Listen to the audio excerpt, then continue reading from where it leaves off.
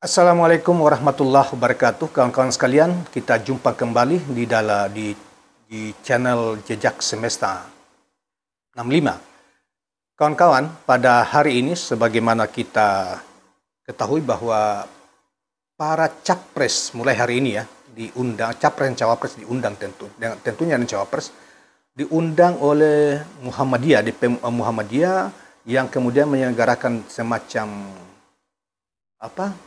dan mereka untuk menyampaikan pandangan-pandangan atau visi misi mereka sebagai capres ya, dan bertempat kelihatannya di Universitas Surakarta Muhammadiyah, jadi Surakarta Solo ya.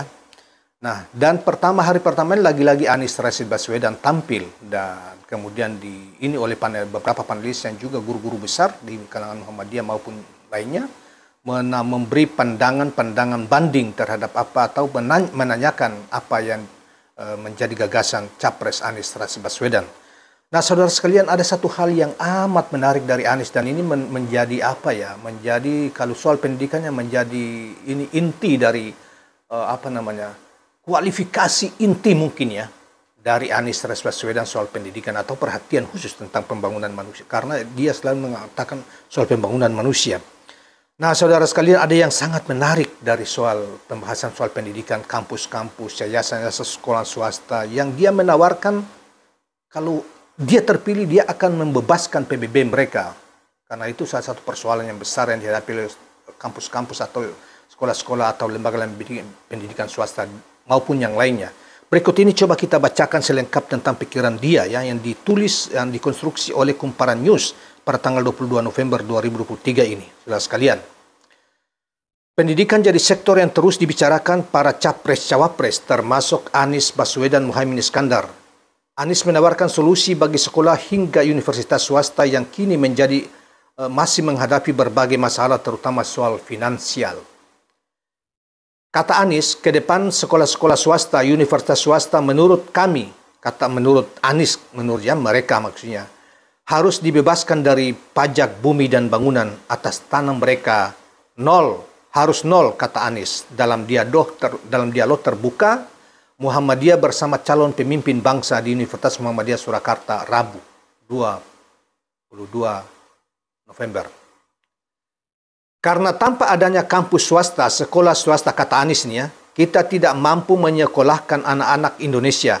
Cara negara bayar balik adalah sekolah, kampus, semua yang sifatnya sosial, termasuk rumah sakit yang sifatnya sosial, nol PBB-nya. Jadi bagi dia bukan cuma sekolah saja, bukan sekolah atau kampus saja, tetapi termasuk rumah sakit swasta itu kalau ini dibebaskan, negara harus berterima kasih kepada mereka dalam bentuk pembebasan pajak bumi bangunan mereka. Luar biasa kan? Kalau di DKI kan dia sudah bikin tuh. Jangankan itu, orang-orang termasuk guru-guru, para pensiunan yang dianggap punya jasa, para tentara yang punya rumah-rumah, tokoh pahlawan nasional atau mantan-mantan gubernur punya rumah di DKI itu bebas pajaknya. Nah, sudah dilakukan. Nah, ini dilakukan tingkat negara. Jadi teman-teman sekalian, para pemilik universitas, ya, guru-guru besar, pemilik rumah sakit, dan lain sebagainya. Kalau ini tidak disambut dengan baik, keterlaluan, ketololan kita. Ini kan upaya untuk memajukan bangsa, memudahkan lembaga-lembaga pendidikan, dan lain sebagainya, termasuk rumah sakit yang beroperasi di bidang sosial ini, harus dibebaskan pajak bumi bangunannya. Luar biasa. Nah, kita lanjutkan. Tawaran Anies ini disambut riuh oleh hadirin yang memenuhi auditorium Universitas Muhammadiyah Surakarta. Kemudian para panelis menanyakan soal status guru dan dosen yang masuk dalam pegawai pemerintah dengan perjanjian kerja yang justru ditarik ke sekolah dan kampus negeri. Bagi Anies, seharusnya pemerintah tidak perlu melakukan itu. Semua guru atau dosen yang berstatus P3K harus dibiarkan bertugas di sekolah asal mereka. Karena itulah saya bilang diskriminasi. Kenapa? Karena kalau mereka mengajar di swasta seakan-akan bukan di Indonesia, harus dikembalikan ke pemerintah untuk menjadi Indonesia. Biarkan dia di swasta dan negara tetap bisa menghargai mereka, tutur Anies Rashid Baswedan. Luar biasa kan pikiran-pikirannya itu, luar biasa, cerdas. karena kan universitas swasta yang sudah mendidik, yang sudah menjadikan mereka doktor, tahu-tahu dipindah ke negara. Justru harus dibalik, negara harus investasi kepada dosen dan guru swasta supaya mereka bisa mendapatkan pendidikan yang lebih tinggi. Tak hanya itu, segala kegiatan yang sifatnya sosial sebaiknya bisa menggunakan tanah negara. Ex-Gubernur DKI Jakarta itu menyebut anggaran untuk membeli tanah bagi swasta merupakan kos terbesar. Hasilnya biaya pendidikan menjadi sangat mahal. Jadi kami ke depan ingin tanah-tanah negara dipakai swasta selama itu dipakai untuk pendidikan, kesehatan, dan kegiatan sosial. Kenapa? Loh, apalagi seperti NU Muhammadiyah sudah mendidik Indonesia sebelum negeri ini ada. Kenapa kita ketika sudah ada negara justru berbalik? Kata Anies. Selama ini memang ada bantuan fiskal dari negara kepada sekolah-sekolah atau lembaga-lembaga sosial milik swasta, tetapi itu belum cukup untuk memberi dukungan penuh di bidang pendidikan. Kita ini pelit sama rakyat kita sendiri, kata Anies. Kita ini pelit sama swasta kita sendiri. Mereka mendidik anak-anak kita bukan mendidik orang asing. Mereka mendidik bangsa kita sendiri. Jangan pernah bedakan swasta dan negeri atau negara.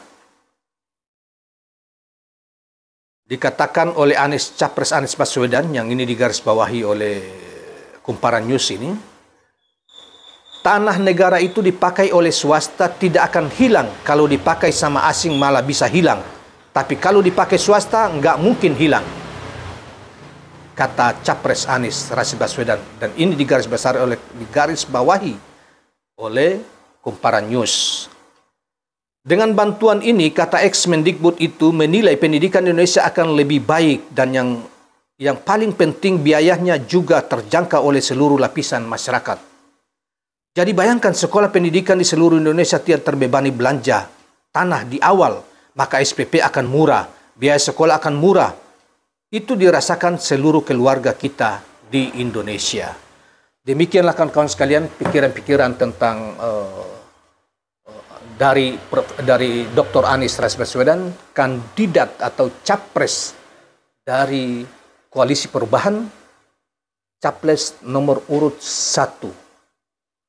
Bagi Anda, bagi penonton dan kita semua yang sepakat dengan pikiran-pikiran Anies Rashid Baswedan, terutama dari sektor pendidikan untuk pembangunan sumber daya manusia Indonesia ini, maka jangan lupa kita pilih nomor 1. Belum lagi pikiran-pikiran dia yang lain, termasuk pembangunan ekonomi dan kaitan pembangunan kota, termasuk pembangunan pemerataan ekonomi yang nanti kita hadirkan di waktu berikutnya. Ini adalah soal pendidikan saja yang kita ambil dari Kumparan News, yang kebetulan Kumparan News sudah memuatnya, menulisnya, mengkonstruksinya, dan amat menarik dan luar biasa. Inilah salah satu kandidat yang menurut kita sangat favorit dari sisi pemikiran untuk kemajuan bangsa Indonesia dan kebanggaan bangsa Indonesia bila memiliki presiden seperti Dr. Anies Rashid Baswedan akan dihargai oleh dunia, yang juga menjadi berimbas pada kebanggaan bagi bangsa Indonesia dan seluruh rakyat Indonesia karena kemampuan dan kecerdasan yang dimiliki oleh seorang presiden dari negeri Indonesia atau negara Indonesia. Jangan lupa subscribe kawan-kawan sekalian channel ini agar channel ini selalu tampil kehadiran kita semua dengan berita-berita dan analisa-analisa yang menarik dan mencerdaskan. Terima kasih. Assalamualaikum warahmatullahi wabarakatuh.